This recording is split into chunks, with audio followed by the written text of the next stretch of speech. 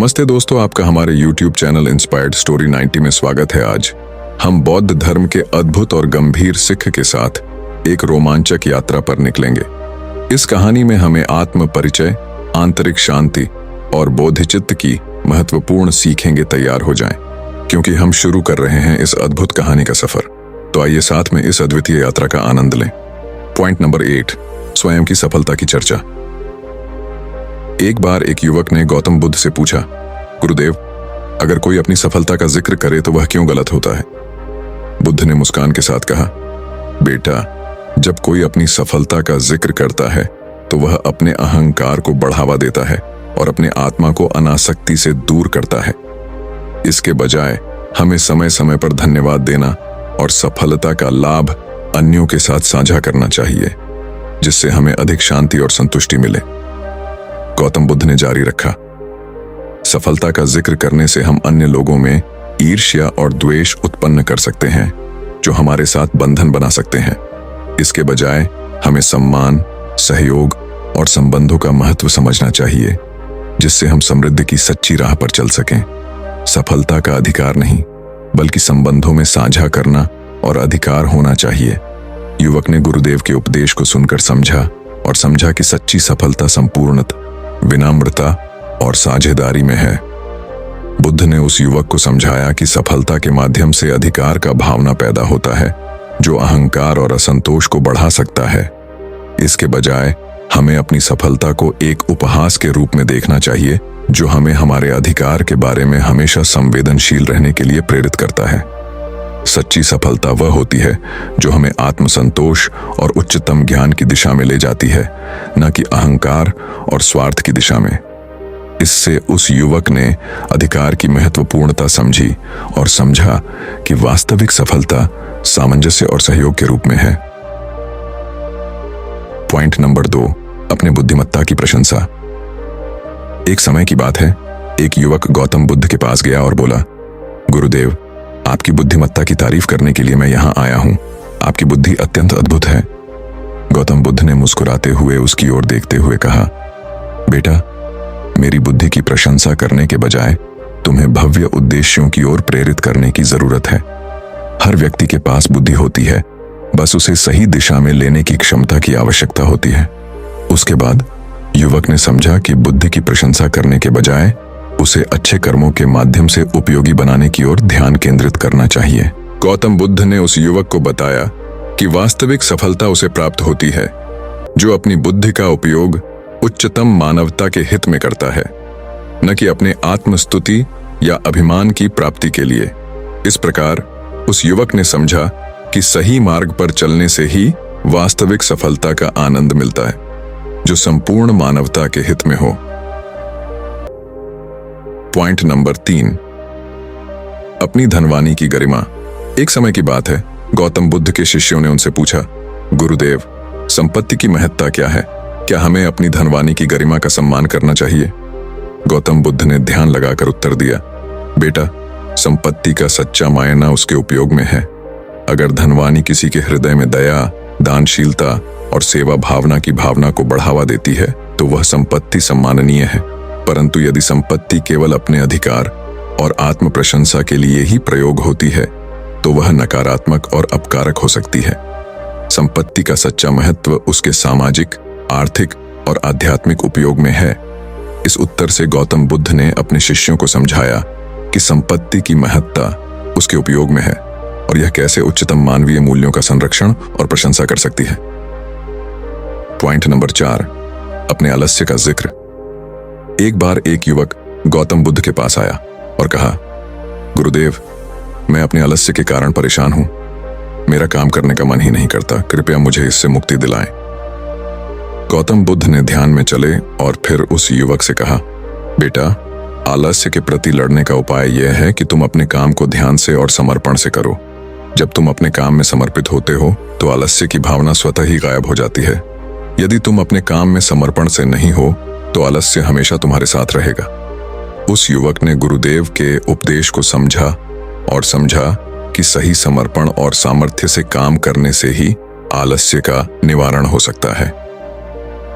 Point number 5, अपने आत्मसंतोष की प्रतिष्ठा। एक समय की बात है, गौतम बुद्ध के आश्रम में एक युवक आया और अपनी बढ़ती हुई प्रतिष्ठा के बारे में शिकायत की।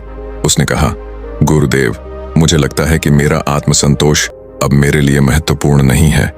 मुझे हमेशा अधिक प्रतिष्ठा और सम्मान की चाह होती है।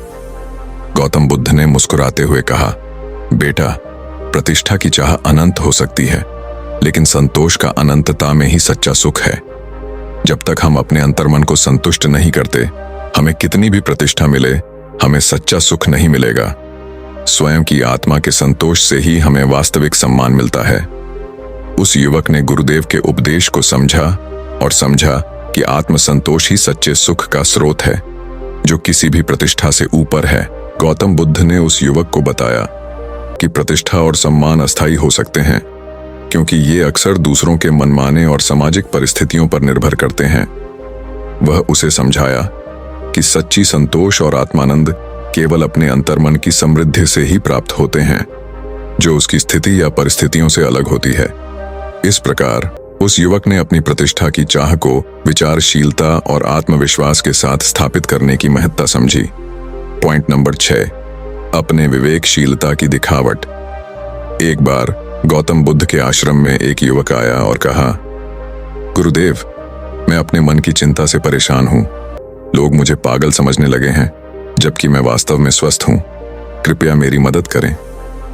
गौतम बुद्ध ने मुस्कुराते हुए कहा, बेटा, जब तक तुम स्वयं को स्वस्थ और संतुलित महसूस करते हो, तब तक दूसरों की बातों का आकर्षण और उनके अभिप्रायों की परवाह नहीं करो। अपने मन की चिंता को समझो और उसे ध्यान दो। जब तुम्हारा मन शांत और स्थिर होगा, तब लोग खुद ही तुम्हें संवेदनशीलता और संतुष्टि का प्रतीत करेंगे। इस उत्तर से उस युवक ने अपने मन की स्थिति को समझा और समझा कि अपनी स्वास्थ्य और संतुलन को संभालना ही सबसे महत्वपूर्ण है, जो उसे अपनी बात मानवाने में सहायक होगा। गौतम बुद्ध ने उस युवक को समझाया कि मानसिक संतुलन और आत्मसंयम ही सच्चे स्वास्थ्य का प्रमुख अंग है। उन्होंने उसे ध्यान और मेधा शक्ति बढ़ाने के लिए ध्यानाभ्यास और ध्यान में लगने की सलाह दी।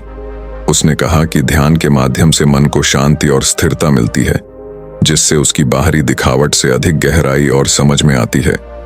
इस उपाय के साथ युवक ने अपने मन की स्थिति को संभालकर और उसे नियंत्रित करके अपने आत्मसंतुष्टि को बढ़ाया। पॉइंट नंबर 7, अपने आत्मविश्वास की प्रतिष्ठा। एक समय की बात है, गौतम बुद्ध के आश्रम में एक युवक आया और अपनी स्वाभिमानिता और प्रतिष्ठा की चिंता करने लगा। उसने कहा, गुरुदेव, मुझे लगता है कि मेरी स्वाभिमानिता और प्रतिष्ठा कमजोर हो रही है। कृपया मुझे स्वयं पर विश्वास दिलाइए।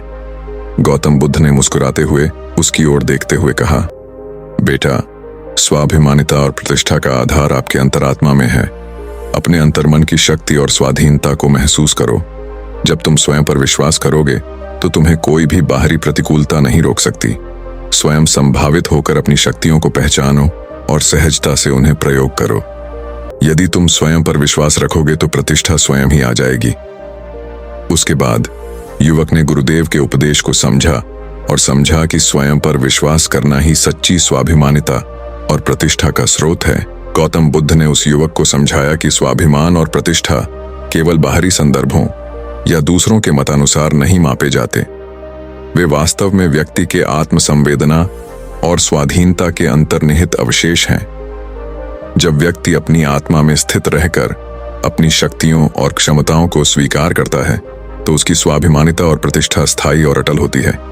इस प्रकार उस युवक ने अपने अंतर्मन की गहराई में छिपी शक्ति को समझकर स्वाभिमान और प्रतिष्ठा का सच्चा मान स्थापित किया। पॉइंट नंबर 8, अपने मन की अंतरात्मा की चर्चा। एक समय की बात है, गौतम बुद्ध के आश्रम में एक युवक आया और अपने मन की चिंताओं और विचारों के बारे में शिकायत की।